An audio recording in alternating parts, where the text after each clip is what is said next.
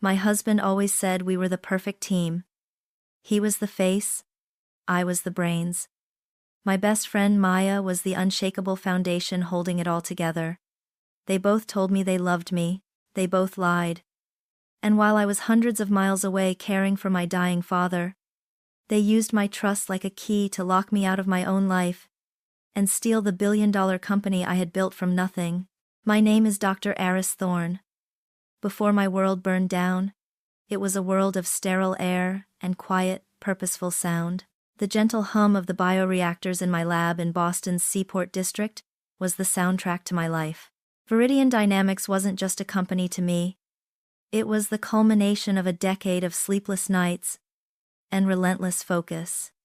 Inside those glass walls, we were creating miracles. My work, a patented bioscaffolding process, could persuade human cells to regrow on a microscopic lattice, regenerating tissue and bone in ways that belonged in science fiction. I was the heart of Viridian, the mind that had conceived of its every function, but I was never the face.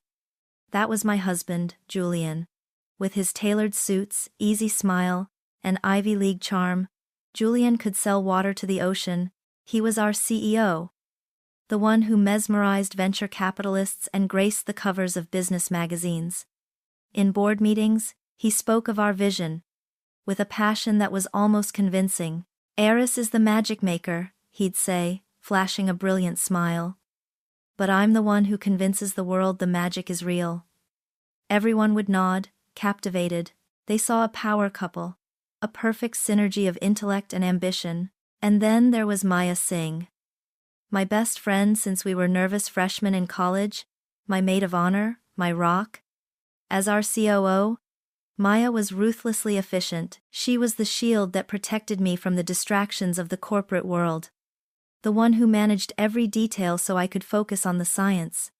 "I'll always have your back, Aris," she'd say, squeezing my arm after a tough negotiation. "You just change the world. I'll handle the messy parts." I remember the night we closed our Series B funding round. Standing on the balcony of a high-rise restaurant overlooking the city lights, Julian raised his champagne flute. "To the perfect team," he declared, his arm wrapped tightly around my waist. Maya raised her glass to meet his. "To Viridian," she said, but she was looking at me. "To Aris." I believed them. I trusted them with my work, with my future, with my life. I never saw the faint cracks in the facade. I never questioned why Julian would casually dismiss the patent my entire company was built on as legal boilerplate. Or why Maya would quietly correct a journalist who called me the owner, reframing my title to a more collaborative co-founder. I saw partnership and loyalty. I was a fool. I didn't see the blueprint for my own destruction being drafted right before my eyes. The call that unraveled my world came on a Wednesday afternoon. I was in the cleanroom, observing a new batch of cellular growth. My mind lost in the beautiful, intricate dance of life unfolding under the microscope. The sharp, unfamiliar ringtone of my personal phone sliced through the lab's quiet hum. It was a number from an unknown area code. I almost ignored it. "Dr. Thorne?" a hesitant voice asked. "This is Penobscot Bay Medical Center. It's about your father, Arthur Thorne." The world tilted. My father was a retired shipwright, a man I'd always pictured as indestructible as the granite cliffs of the Maine coast he called home.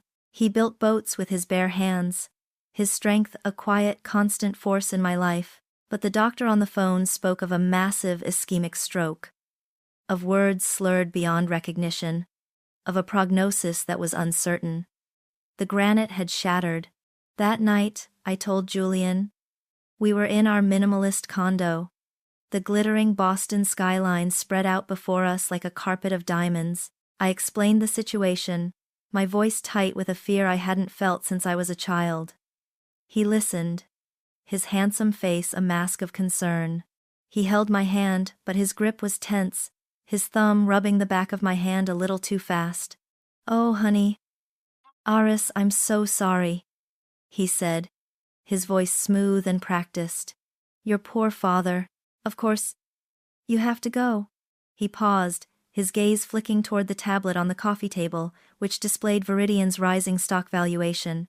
It's just the timing is critical right now. The GenCorp deal is in its final stages.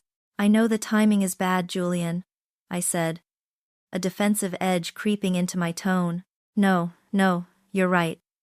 Family is everything. He corrected himself quickly, pulling me into an embrace that felt more like a cage. He smelled of expensive cologne and ambition. You go. You be with him for as long as it takes. Maya and I can handle everything here. Don't you worry about a thing. He kissed my forehead, a gesture that felt both reassuring and dismissive. I packed in a haze, my mind a chaotic whirlwind of filial duty and professional responsibility. My life's work was on the verge of a breakthrough, and I was leaving.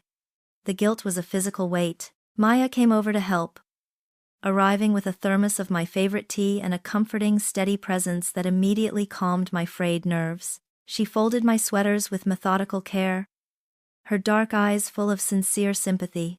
You're doing the right thing, Aris, she said softly. He needs you. But the lab, Project Chimera, is at a crucial phase. She placed a hand on my arm, her touch firm. And I will be there. I'll oversee it personally. I'll send you daily updates, photos, data logs, everything. I'll run this place so perfectly, she promised, looking me straight in the eye. It will be as if you never left. I believed her. Before I left for the airport, I sat at my desk and did the one thing that would make it all possible. Distracted by logistics and sick with worry, I signed the digital documents granting temporary executive authority to Julian and full operational control to Maya. In 3 clicks, I made my husband the acting CEO and my best friend the absolute steward of my creation, including signatory power on all financial accounts. It was a practical necessity. It was also the loaded gun I handed them to execute me with. The 2-hour drive from the Bangor airport to my father's small coastal town was like traveling back in time. The sleek glass towers of Boston gave way to dense pine forests and weathered salt-beaten houses. My cell service vanished bar by bar until the screen read no service. My father's house smelled of sawdust and the sea, a scent that brought a lump to my throat. At the small, quiet hospital, the rhythmic beeping of the heart monitor replaced the hum of my bioreactors. My world shrank to the 4 walls of that room, to the task of coaxing my father back to the surface, one spoonful of broth, one slurred word at a time. My focus was absolute. I didn't know that 200 miles away, the life I had left behind was already being dismantled, piece by treacherous piece. For the first 2 weeks, the routine held. My days were a grueling cycle of hospital visits, physical therapy sessions, and quiet, one-sided conversations with my father. My lifeline to the world I'd left behind came through my phone in brief, precious bursts of connectivity from a specific spot by the kitchen window. Every evening, just as promised, a detailed report from Maya would arrive. It was filled with data, spectral analysis charts, and photos of the latest cellular cultures from Project Chimera. It was a perfect, reassuring replica of the communication we'd always had. Julian's texts were a stream of loving encouragement. Thinking of you. You're the strongest woman I know. Kiss your dad for me. We're all pulling for him here. Missing my brilliant wife. The company isn't the same without you. Reading them, I felt a pang of guilt for ever doubting him, but then, the static began to creep in. In the 3rd week, Maya's detailed reports were replaced by short, vague summaries. The data charts disappeared. The photos stopped. Everything is progressing smoothly on all fronts. One email read, with no supporting information. I texted her, asking for the latest growth metrics on batch 7B. Her reply came hours later. Aris, please, don't worry about that stuff. The last thing you need is to be stressed about work. Focus on your dad. We've got this. It was framed as concern, but it felt like a locked door. Julian's calls grew shorter, more infrequent. The connection always seemed to be failing on his end. Hey honey, can barely hear you, he'd say, his voice distant and tinny. Listen, I'm just running into a huge meeting. This GenCorp deal is becoming an absolute monster. Requires all my attention. I'll call you tonight. He rarely did. When I asked for details about the deal, he was evasive. It's all NDAs and sensitive negotiations. You know how it is. It's better if we keep it on a need-to-know basis for now. I was the chief science officer and his wife. But apparently, I no longer needed to know. The gnawing unease in my gut became a full-blown alarm one rainy Thursday. My father was finally sleeping peacefully, and I had a few hours to myself. I wanted to see the raw data from the lab, to feel connected to my work, even from afar. I drove into the nearest town with reliable Wi-Fi, sat in my car outside the public library, and tried to log into the Viridian internal server. My password, a complex string of characters I'd used for years, was rejected. I tried again. Access denied. The red letters glowed on my laptop screen, stark and absolute. My fingers trembled slightly as I texted Maya, "Can't get into the server." Her reply was almost instantaneous. A little too quick. "Oh my God, I'm so sorry. The IT guys are doing a massive system-wide security upgrade. Total nightmare. Half the executives are locked out. I'll get them to restore your access as soon as possible." It sounded plausible. It sounded exactly like something that would happen. But as the days turned into a week, my access was never restored. My follow-up text to Maya went unanswered. She was too busy. The upgrade was taking longer than expected. It was always another excuse, another delay. I was being stonewalled, and I knew it. The final whisper came not as a text, but as a quiet, unassuming email that slipped past the corporate firewalls and into my personal account. It was from Ben Carter, a bright, dedicated junior engineer I had mentored. The subject line simply read, "Thinking of you." The message was short. "Dr. Thorne, I know you're dealing with a lot right now, but I felt you should know that some strange decisions are being made here. Things that don't make sense. They're moving equipment key pieces from the Chimera project to an off-site storage location. No one will tell us why. The atmosphere here has changed. Hope your father is doing well. Sincerely, Ben." I read the email 3 times. They weren't just locking me out with passwords. They were physically dismantling my lab. They were moving the heart of my company into the shadows. The static was gone, replaced by a deafening roar of betrayal. My father was asleep in the next room, but for the first time since I'd arrived, I was the one who couldn't breathe. A month after my arrival, my father squeezed my hand. It was a flicker of pressure, a ghost of his former strength, but it was a signal. The fog was beginning to lift.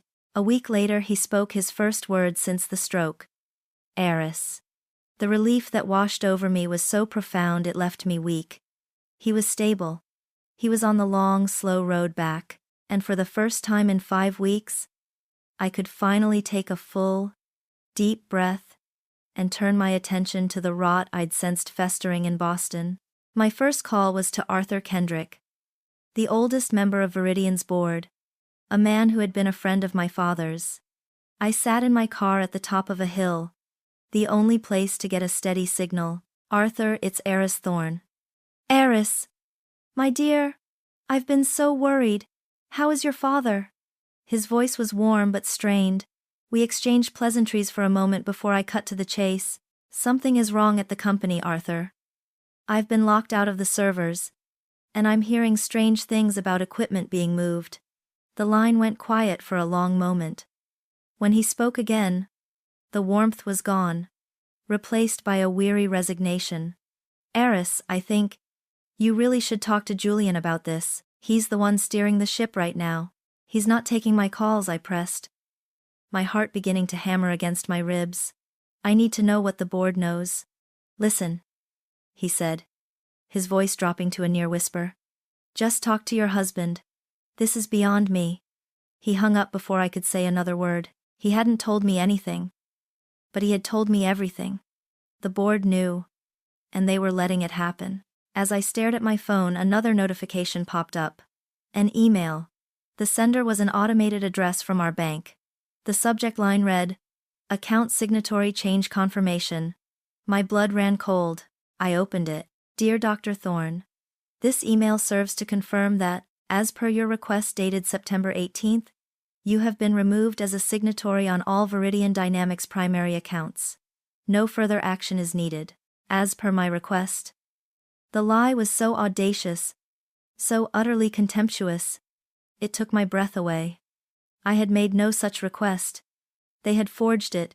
They were not just sidelining me, they were performing a digital amputation, severing my legal connection to my own company. My fingers flew across the keyboard of my laptop. I typed in Viridian Dynamics web address, half expecting to find the site down. It wasn't, but the familiar logo, the images of my lab, my team, they were gone. The page flashed white for a second, then resolved into a new, unfamiliar brand. A sleek, cold logo appeared. Elysian Biogroup. The tagline underneath read, "Pioneering the future of regeneration." I clicked through the site in a state of numb horror. It was a monument to my erasure. Under the Our Team section there were two beaming, professionally shot photographs. One was of Julian Thorne, CEO and chairman, the other was of Maya Singh, president and COO. Their biographies were filled with corporate jargon about their synergistic vision and bold leadership. The About Us page spoke vaguely of acquiring a portfolio of next-generation regenerative technologies. My technologies. There was no mention of Viridian Dynamics. There was no mention of me. It was as if I had never existed. With a rage so cold it felt like ice water in my veins, I called Julian. This time he answered on the first ring. "Aris," he said. His voice was not surprised, not angry, not even apologetic. It was flat and distant, the voice you'd use with a stranger. "What is Elysian Biogroup, Julian?" I asked, my own voice dangerously quiet. "Ah, you saw that," he said, a sigh of mild annoyance in his tone. "Look, Aris, it was just business. The company needed a fresh start, a new structure. It needed to move in a direction you weren't capable of taking it. You're a brilliant scientist, the best there is. But you're not a killer. This is a killer's market." The casual cruelty of his words was like a physical blow. "The company? You stole my company. We'll send you a generous severance package," he continued, ignoring my words, as if they were irrelevant. "It's better this way. Cleaner. You can focus on your research, on your father, leave the business to us." He hung up. Just like that. The call was over. My life's work, my best friend, my husband all gone in a 3-minute phone call. As I sat there, shaking, my phone buzzed one last time. It was a notification from my banking app. A notification for the joint savings account Julian and I had shared for 12 years. The account that held our life savings, our future. The alert read, "A withdrawal of $847,215.38 has been processed. Your new balance is $0. He hadn't just stolen my company. He had emptied our life. He had left me with nothing but the dust of our shared past, and the absolute terrifying clarity of his betrayal. That night I didn't sleep. I sat in the dark, weathered armchair in my father's living room, the faint scent of old books and sea salt hanging in the air. The silence was absolute. There were no sirens, no traffic. Just the rhythmic ticking of a grandfather clock in the hall, counting down the seconds of my hollowed-out life. The dual betrayals played over and over in my mind. A relentless, brutal loop. Julian's cold, dismissive voice, Maya's smiling, treacherous face. Every shared laugh, every promise, every moment of trust was now tainted, revealed as a calculated lie in a long and patient conspiracy. Grief was a physical force, a crushing weight on my chest that made every breath a struggle. For a few hours, in the deepest part of the night, I felt myself crumble. I was a ghost in my father's house, with nothing to my name but a car, a few $1,000s in a personal account, and a galaxy of pain. The storm had hit, and it had sunk me. Sometime before dawn, I walked into my father's room. In the dim light, his face looked fragile, but his chest rose and fell with a steady, stubborn rhythm. He was fighting, On his nightstand, next to a glass of water, sat a small, half-finished model of a schooner he'd been carving, its tiny wooden ribs exposed like a skeleton. I ran my finger over the smooth, sanded wood. And then I remembered his voice, deep and steady, from a time I'd fallen and scraped my knee as a child, crying as if the world had ended. He hadn't coddled me. He'd simply said, "You don't get to choose the storm, lass. But you can build a better boat." Something inside me shifted. The crushing weight on my chest didn't disappear, but it began to change, to compress, crystallizing from brittle grief into something hard and dense. The tears that had threatened all night never fell. My sorrow burned away, leaving behind the cold, clean ash of pure rage. And with it, a clarity I had never known. I walked out of his room and went to the small, dusty desk in the corner of the living room. My movements were no longer aimless. They were deliberate, precise. I didn't scream. I didn't throw things. I opened a clean, lined notebook, took a pen, and at the top of the first page, I wrote the word plan. Then I started a list. After a few minutes, I stopped. I knew what I needed. In the bottom of my travel trunk, beneath sweaters and books, was a worn, dark brown leather folder. I had carried it with me for years, more out of habit than necessity. It held the documents from my life before Viridian, before Julian. I placed it on the desk and opened it. There, printed on heavy, official paper, was the original certificate from the United States Patent and Trademark Office. I read the words that I hadn't looked at in a decade. Patent number 11-235-813. Invention: a method for generating cellular bioscaffolding via substrate manipulation. Inventor: Dr. Aris Thorne. My name alone. Filed 3 years before Viridian Dynamics was incorporated. 2 years before I even met Julian Thorne at a conference. It was the foundation, the source code, the one piece of the kingdom they had forgotten to steal. They took the building, the brand, the bank accounts. They took my trust and tried to take my future. But in their greedy, arrogant haste, they had been too stupid to check who owned the heart. For the first time in weeks, a smile touched my lips. It was the smile of a shipwright who has found a single, perfect piece of wood in a world of wreckage, and knows, with absolute certainty, that she can build a boat strong enough to sail through hell and back. The next morning, with the rising sun casting long shadows across the floor, I made my first call. The first name on my list was David Chen. He was a patent attorney out of a small, brutally effective firm in Cambridge. A man in his 60s with a mind as sharp as a scalpel. He had helped me file the application for patent No. 11,235,813 a decade ago, long before I had anything more than a shoestring budget and a revolutionary idea. I prayed he would remember me. "Thorne," he barked after his assistant put me through. "Aris Thorne, the bioreactor. Of course, I remember. One of the most elegant pieces of IP I've ever had the pleasure of writing. What's the trouble?" I explained the situation in clipped, precise sentences, laying out the facts without emotion.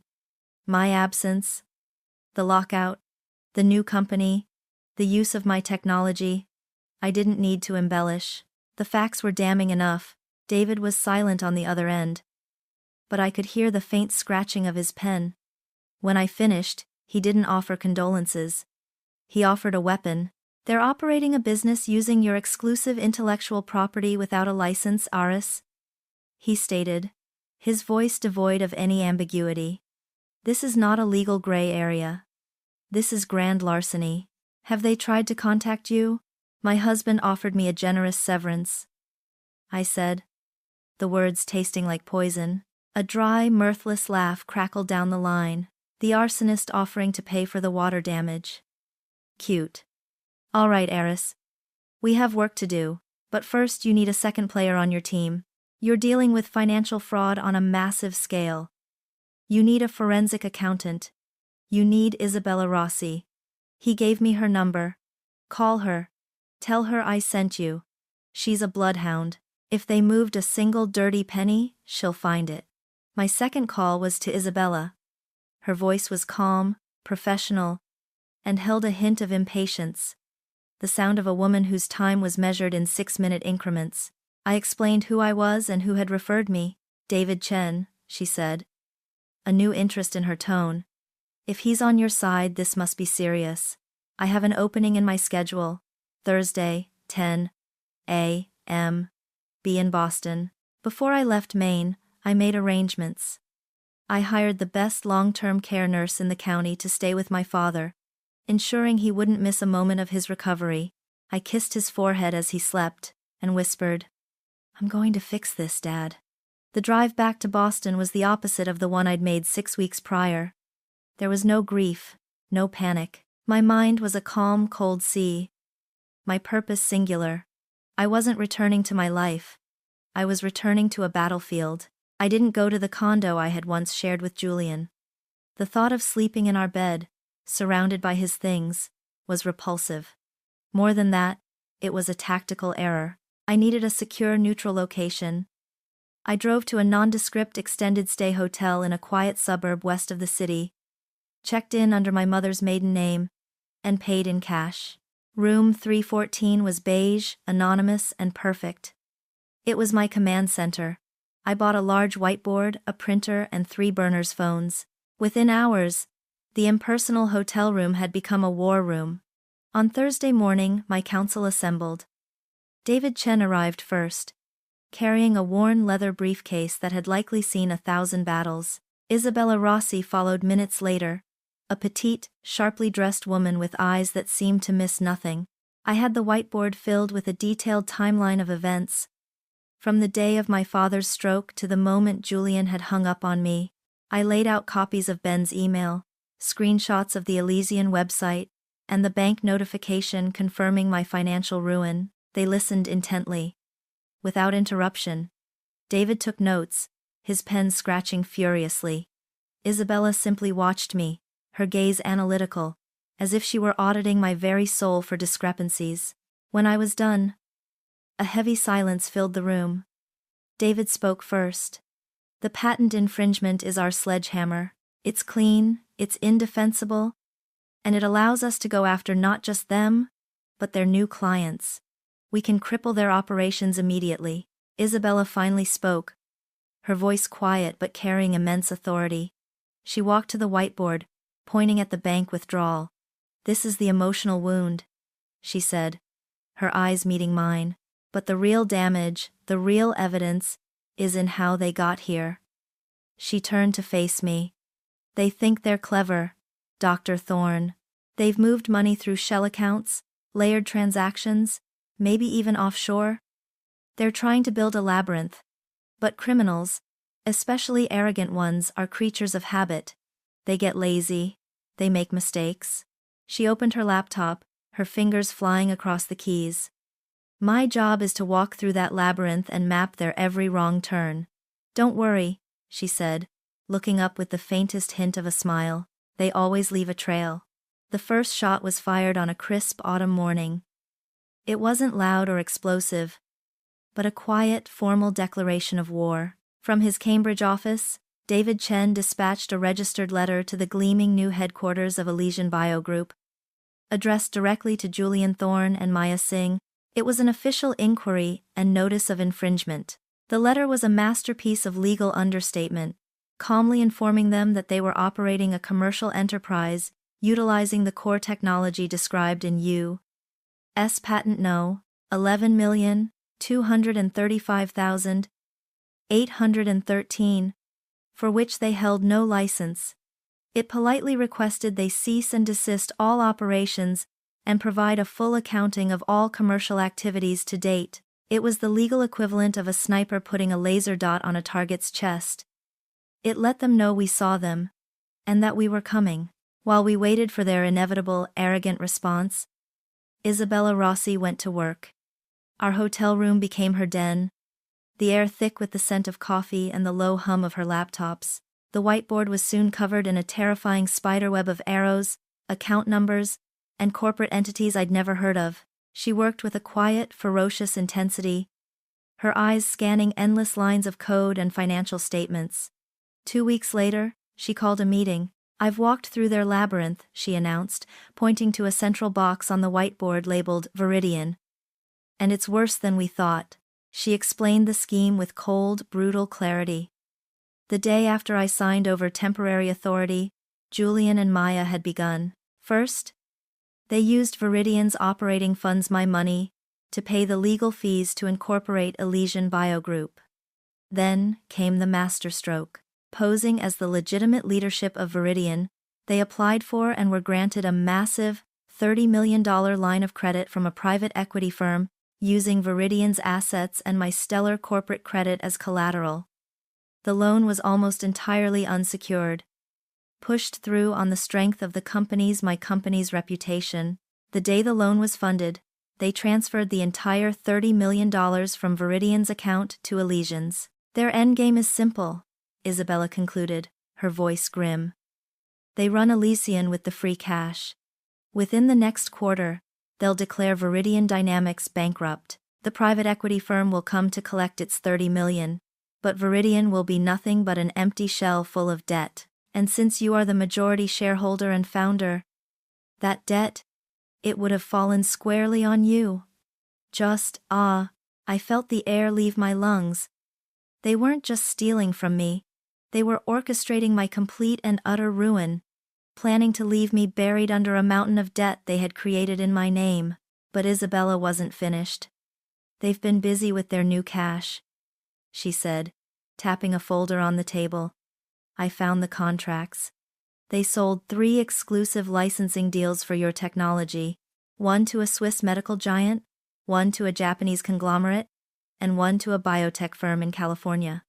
Total value of the contracts signed so far, $72 million. Even David Chen let out a low whistle. This wasn't just a corporate coup anymore. This was a massive international fraud. The full, horrifying scope of their plan was finally clear to me. This was a smash and grab. They never intended to build a company. They intended to gut one. They were going to cash out as fast as they could, leave a burning wreck behind, and make sure my name was the only one left on the smoldering ruins. As that sickening realization settled over me, my personal laptop pinged. It was an email from Ben, the junior engineer. The subject line was, "Evidence." My hands shook as I opened it. "Dr. Thorne, I knew this was wrong.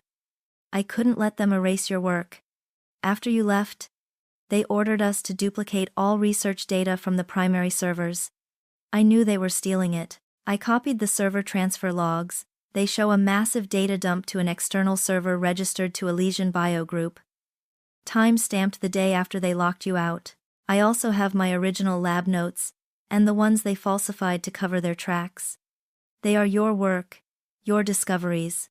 I will testify to that. I will do whatever it takes. Ben." Attached were encrypted files containing everything he'd promised. The server logs, the copied research, the falsified notes. It was the smoking gun. It was irrefutable proof of willful, criminal intellectual property theft. I looked up from the screen at David and Isabella. They saw the change in my expression. The battlefield was mapped, the enemy's positions were known, and I was holding the ammunition for the first devastating volley. Ben's email was the final piece of the puzzle. With the evidence of the financial fraud from Isabella and the irrefutable proof of intellectual property theft from Ben, our case was no longer just strong, it was airtight. The atmosphere in the hotel room shifted. The phase of discovery was over. The phase of retribution was about to begin. David Chen stood before the whiteboard, which was now cleared of Isabella's financial diagrams, and replaced with a clean, 3-tiered list. He looked less like a lawyer and more like a general outlining a campaign. "Our attack will be executed in 3 phases, he began, his voice crisp and authoritative.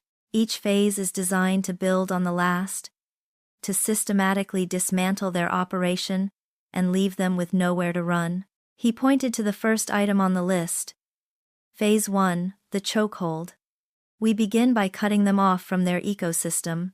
Tomorrow morning, My firm will send cease and desist letters, citing willful patent infringement, not only to Elysian Bio Group, but to the CEOs of all 3 of their new licensing partners and every key supplier we can identify. We're not just knocking on their door. We're setting fire to their neighbors' lawns. He paused, letting the strategy sink in. Corporations like the ones they're dealing with are pathologically risk-averse. The moment they receive a letter from a patent attorney threatening litigation, they will freeze. They will halt payments, recall shipments, and quarantine Elysian until the legal threat is neutralized. Julian's charm won't work on a corporate legal department. We will isolate them, cutting off their air supply before they even know they're suffocating. Next, he pointed to the second item. Phase 2. The freeze. As we sow chaos in their business relationships, we move on their finances. With Isabella's report and Ben's affidavit, we have more than enough to file for an emergency injunction. We will argue to a judge that Elysian's assets are, in fact, stolen property, the direct result of fraud and theft. We will ask the court to freeze every account associated with their company and, if possible, with them personally. We will cut their fuel lines. They won't be able to pay their lawyers with the money they stole from you.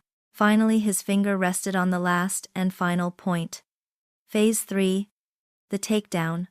Once they are isolated and their assets are frozen, we bring the full weight of the law down upon them. We will file a comprehensive civil lawsuit demanding punitive damages, the immediate and permanent dissolution of Elysian Bio Group, and the court-ordered return of all stolen intellectual property. Simultaneously, he added, his eyes glinting, we will deliver this entire package to the U.S. Attorney's Office. Ben's evidence of data theft crosses state lines. Isabella's evidence of financial fraud involves millions of dollars. This isn't just a civil matter anymore. We will request full criminal investigations into wire fraud, conspiracy, and corporate embezzlement. It was a perfect, methodical, and brutal plan. A legal machine designed to grind them into dust. As David finished, I spoke for the first time. There's one more thing, I said, my voice quiet but unyielding. Both he and Isabella looked at me. The injunction, I said. The notice that freezes their assets. I want to deliver it to them myself. David's expression hardened. He took off his glasses and rubbed the bridge of his nose. Aris, that is a profoundly bad idea. Let the process server, a neutral third party, handle it. It's cleaner. There is no reason for you to put yourself in a room with those two. It's emotionally volatile and serves no legal purpose. They took my life's work from me while I was holding my father's hand, David. I replied, my gaze steady. They smiled at me, told me they loved me, and then systematically tried to ruin me. This serves a purpose for me. They need to see my face when the machine they built comes crashing down. I will not be a ghost in my own story. He was silent for a long time, studying me, seeing past the scientist to the woman who had been forged in the fire of betrayal. He saw the resolve there, the unbreakable iron will that he couldn't bend. He finally let out a long sigh and put his glasses back on. Fine, he said, his voice laced with resignation. But I'm coming with you. Phase 1 began not with a bang, but with the quiet hiss of envelopes being sealed. From a desk in David Chen's office, a team of paralegals dispatched 5 identical packages via international overnight courier. Each contained the same elegantly worded, legally lethal, cease and desist letter. They were addressed to the corporate headquarters of Elysian's new partners in Zurich, Tokyo, and Silicon Valley, and to their largest chemical and equipment suppliers. It was a globally coordinated strike, a volley of paper missiles aimed at the very foundations of Julian and Maya's stolen kingdom. The first domino fell 12 hours later, in a glass-walled boardroom overlooking the Alps. Klaus Richter, the formidable CEO of a Swiss medical conglomerate, was on a video call with his board, praising the innovative acquisition of next-generation technology from their new American partner, Elysian Bio Group. An aide silently entered the room and placed a tablet before him. On the screen was a PDF of David's letter. Klaus' confident smile tightened as he read. He muted his microphone, Gunter? He said to his head of legal, who appeared in a small box on the screen. Have you seen this? Gunter's face was grim. It arrived 30 minutes ago, Klaus. We've already had our U.S. counsel verify it. The patent is real, it is active, and it is registered solely to a Dr. Aris Thorne. We are currently in partnership with a company that is selling us technology they do not appear to legally possess. Our initial multi-million-dollar payment is scheduled to transfer in 48 hours. The color drained from Klaus Richter's face. He unmuted his microphone. Ladies and gentlemen, he announced to the board, his voice suddenly glacial. There has been a development regarding the Elysian project. All activities and payments related to this partnership are to be suspended, effective immediately. Thousands of miles away, in a sprawling warehouse in California, a logistics manager named Maria was shouting over the roar of a forklift. That's the last pallet. Get it loaded. The Elysian shipment has to be on the road in 20. Her phone rang, a frantic call from the corporate legal department. She listened, her expression shifting from confusion to horror. She dropped the phone back into its cradle and sprinted onto the loading dock, waving her arms. Stop! She screamed at the truck driver. Stop the shipment, unload it all. Nothing goes to Elysian Bio Group.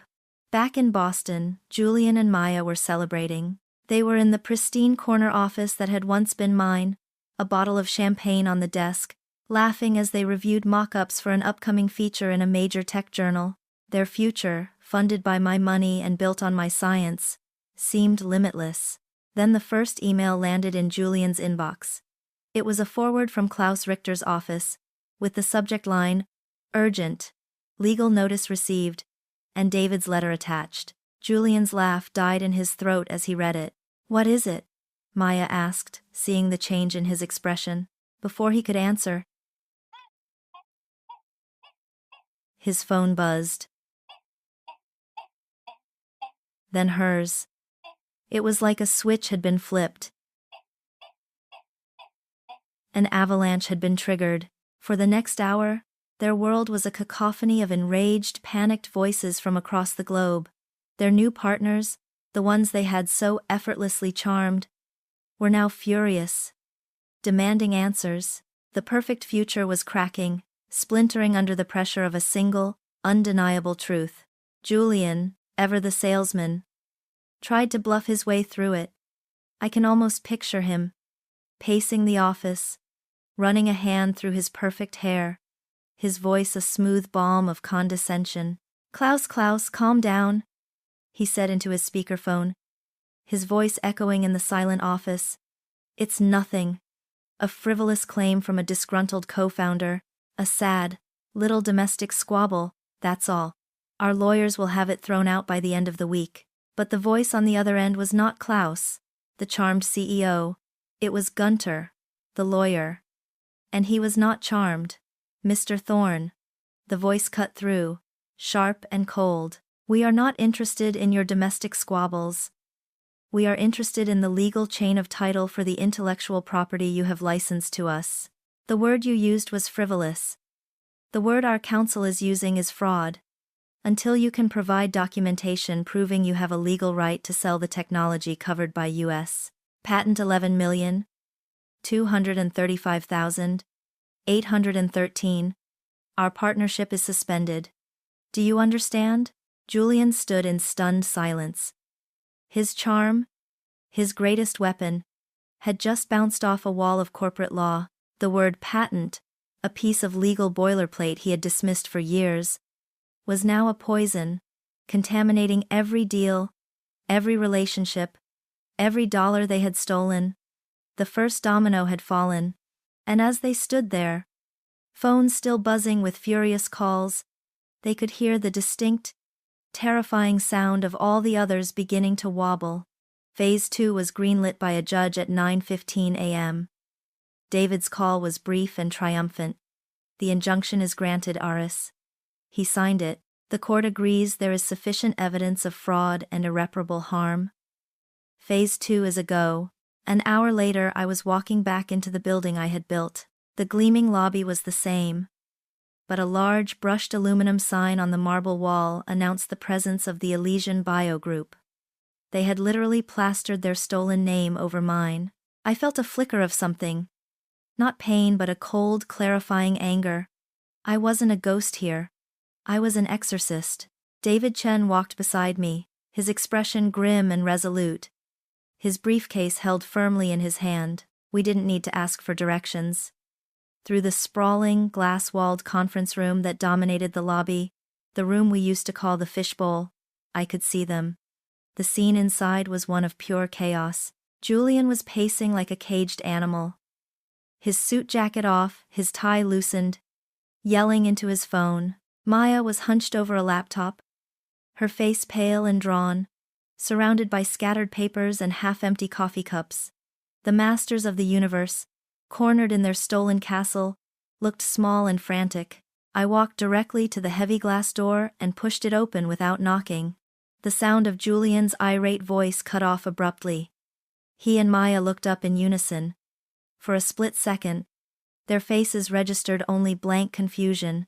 Then, as they processed the sight of me standing there, calm and composed, with my lawyer at my side, their expressions curdled. Confusion became shock.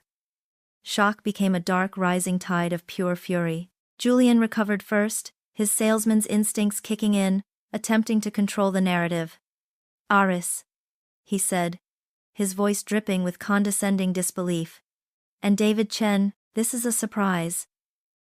To what do we owe this little ambush?" "It's not an ambush, Julian," I said, my voice even. "It's a consequence." His face hardened, the charming facade cracking to reveal the ugly reality beneath. He took a step forward, his voice rising. "What do you think you're doing? The calls we're getting, the deals you're poisoning, Aris, don't do this. You're destroying everything we built. The word we hung in the air." A final, pathetic attempt at manipulation. I met his furious gaze without flinching. "No, Julian," I replied, the words landing like quiet, heavy stones in the sudden silence. "I am protecting what I built." His face contorted, speechless for once in his life. That's when Maya exploded. She shot up from her chair, her eyes blazing with a venomous, self-righteous anger. This wasn't the calm, methodical Maya I knew. This was a cornered animal. "You!" she shrieked, pointing a trembling finger at me. "After everything I did for you, everything! I managed your schedule, I filtered your calls, I ran this entire company. I ran your life so you could hide away and play in your lab. I gave you my entire life." Her words were meant to wound, to paint me as a user and her as a martyr.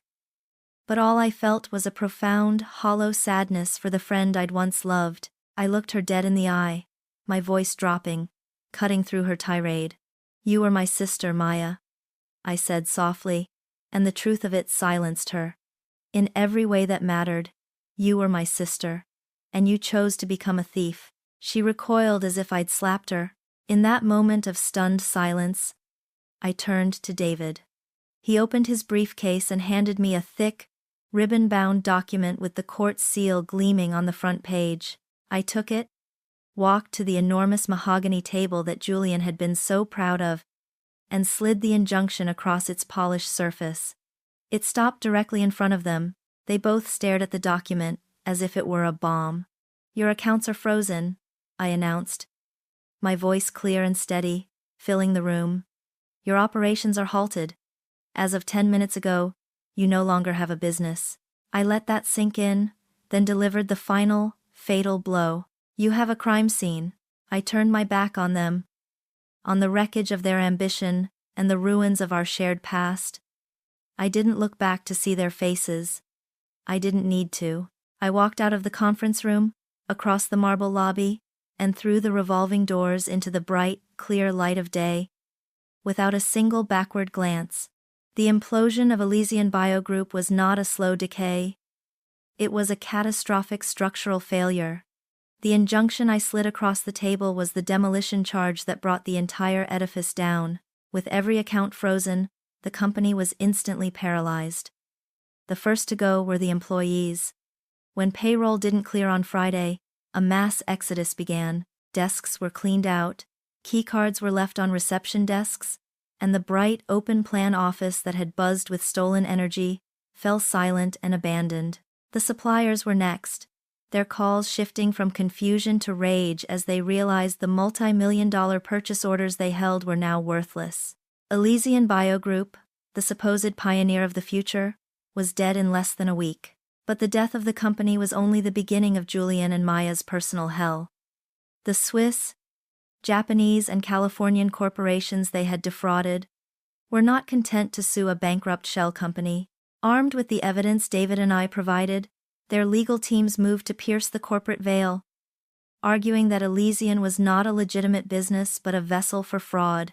They filed lawsuits against Julian Thorne and Maya Singh personally, seeking to reclaim their $72 million, plus punitive damages. The architects of the grand heist were now trapped in the wreckage, personally liable for a debt they could never hope to repay. The depositions were a masterclass in unraveling. I wasn't there, but David shared the transcripts. Julian at first was his classic self, confident, charming, and evasive. He leaned back in his chair, referring to the opposing counsel by his first name, treating the whole affair as a bothersome misunderstanding. But the lawyer, armed with Isabella's meticulously documented timeline, was relentless. He presented Julian with the fraudulent loan application bearing his signature, the wire transfer confirmation moving $30 million, the contracts he'd signed promising technology he didn't own. Julian's charm began to curdle into sweat. His answers grew defensive, contradictory. The bravado evaporated, leaving behind a desperate, cornered man whose lies were being dismantled. One by one, under the harsh fluorescent lights, Maya's defense was even more pathetic. She attempted to portray herself as a loyal subordinate, a victim of Julian's ambition who was simply following orders. This narrative held for approximately 10 minutes, until the lawyers produced the server logs, provided by Ben, showing that the IP address that had authorized the illegal data transfer belonged to her personal laptop, from her home, at 2 o'clock in the morning. They showed her the incorporation documents for Elysian, listing her as president and a primary shareholder. Her calculated composure shattered, dissolving into a flurry of panicked, unconvincing denials. The mask of the loyal friend and competent COO was gone, revealing the frightened, greedy accomplice beneath. The final fatal blow came from Isabella's report. David hand-delivered a copy to the U.S. Attorney's Office for the District of Massachusetts. The feds, seeing a clear-cut case of multi-million-dollar wire fraud and conspiracy, moved swiftly. The arrests happened not at the office, but at dawn, at the glittering waterfront condo I had once called home. 2 black cars pulled up silently. 4 FBI agents in dark suits knocked on the door. There were no sirens, no drama, just the quiet, irreversible process of justice. Julian and Maya, who had once graced the covers of magazines, were led out in handcuffs, their faces pale and stunned in the early morning light. That evening their public execution was complete. The local news ran the story as their lead. There were their mugshots, broadcast for the world to see. Julian, his perfect hair disheveled, his expression a mixture of arrogance and terror. Maya, her face streaked with tears, looking hollowed out and lost. The names once synonymous with Boston's bright tech future were now irrevocably linked to words like fraud, embezzlement, and conspiracy. The last of their world was stripped away in the following weeks. The asset forfeiture was as swift as it was brutal. The luxury cars they'd bought with the stolen loan money were towed away. Court-appointed agents walked through the condo, placing seizure tags on the designer furniture, the expensive art, the racks of tailored suits and designer dresses. Everything they had amassed, every symbol of the life they had killed for, was catalogued and taken away to be sold off to pay a fraction of the debts they owed. They lost the company, they lost the money, they lost their freedom, and they lost their reputations. They were left with nothing but the consequences of their own choices. A fitting and absolute end for 2 people who tried to take everything that wasn't theirs. 6 months passed.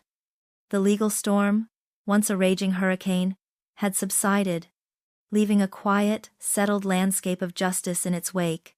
The court cases were over before they ever truly began. Faced with the mountain of evidence Isabella and David had compiled, Julian and Maya had no choice but to take plea deals. Their sentences were significant. Years in federal prison for conspiracy, wire fraud, and embezzlement. They were also ordered to pay a lifetime of restitution, a crushing, unceasing debt that would follow them long after they were released. Their story, for all intents and purposes, was over. Mine was just beginning. I stood in the center of a light-filled, open-plan laboratory. A space that felt more like a creative studio than a sterile research facility. The air hummed not just with the sound of new, state-of-the-art equipment, but with the low murmur of collaborative conversation and the occasional burst of laughter. On the frosted glass of the main door, etched in a clean, elegant font, were the words, "Thorn Regenerative." My name, my company, my terms. The new batch cultures are showing a 20% increase in integration speed, a confident voice said from beside me. I turned to see Ben Carter, his lab coat replaced by the dark blue polo of a department head. His official title was now lab director. His unofficial title was my right hand. "It's the new nutrient medium," I replied, pointing to a data chart on his tablet. "Your adjustments were brilliant, Ben. Keep pushing it." He grinned, the easy, genuine smile of someone who felt valued and respected. "Will do, boss."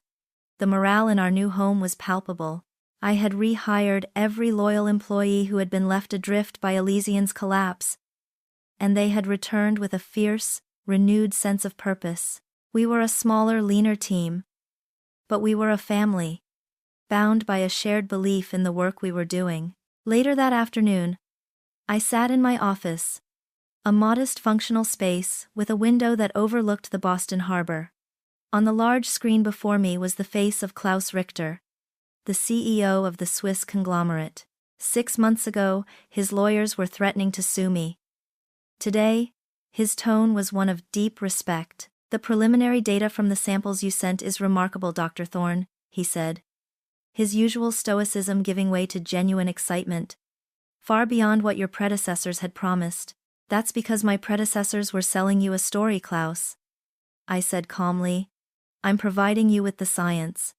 The new partnership agreement my team sent over reflects that. We are not licensing the technology. We are entering a collaborative development partnership. Thorn Regenerative retains full ownership of the core IP, and we will have final say on all research protocols." He didn't argue. He didn't try to negotiate. He simply nodded. "My legal team finds the terms aggressive, but fair. We are prepared to move forward.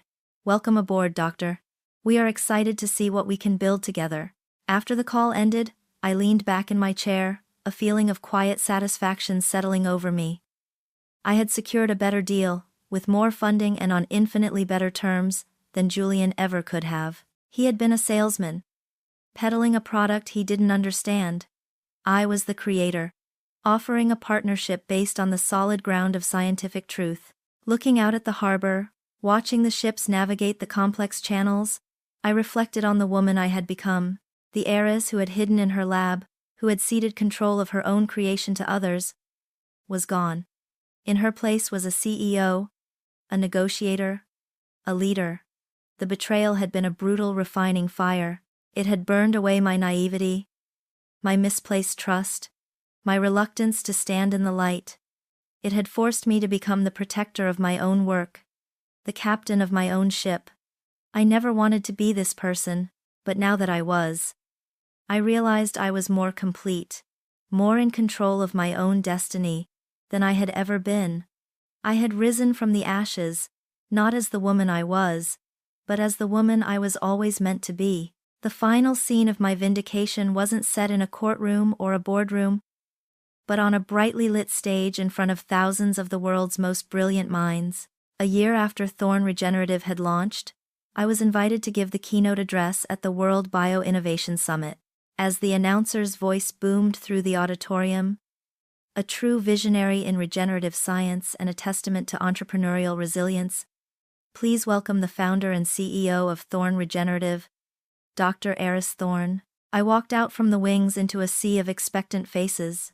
I was no longer the woman who hid behind her research.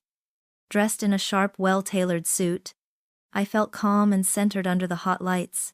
I walked to the podium not with the hesitancy of a scientist, but with the steady, purposeful stride of a leader. I began by speaking about the passion we all shared. The relentless, obsessive drive to create, to innovate, to solve the unsolvable. I spoke of the beauty of science, the purity of discovery. The room was with me, 1,000 heads nodding in agreement.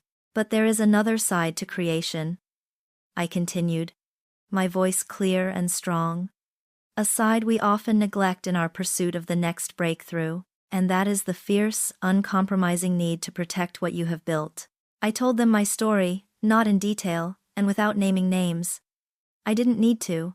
I spoke of a promising venture, built on a revolutionary technology. I spoke of placing my absolute and unconditional trust in partners who managed the business, while I focused on the science. I spoke of a time of personal crisis, and how that trust was used as a weapon to orchestrate a complete and devastating betrayal. The auditorium was utterly silent. Every person in the room captivated. To lose your life's work is one thing, I said, my gaze sweeping across the audience. To have it stolen by the two people you loved most in the world, that is another kind of devastation entirely. In that moment, it feels like an ending. It feels like your world has burned to the ground, leaving nothing but ash. I paused, letting the weight of the words settle, but I stand here today to tell you that sometimes, that is exactly what needs to happen. Betrayal can feel like an ending, but sometimes, it's a brutal, painful, and necessary purification. It's a fire that burns away everything that wasn't real.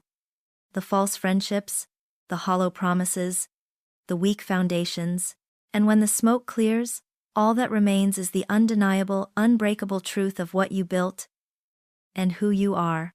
Build your boat on that truth, I concluded. Build it with a team that values integrity as much as innovation. Protect it with the vigilance of a parent, and never ever give anyone the power to sign your name but you.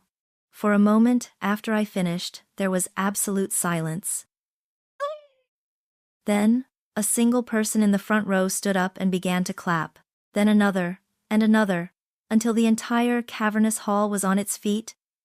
The sound of their applause, a thunderous wave of validation and respect. I smiled, a genuine, radiant smile, and nodded my thanks. As I walked off the stage, my team was waiting for me in the wings. Ben Carter was the first to greet me, his face beaming with pride. They were my team, my true partners, my foundation, my future, built on my own terms, was shining brightly before me.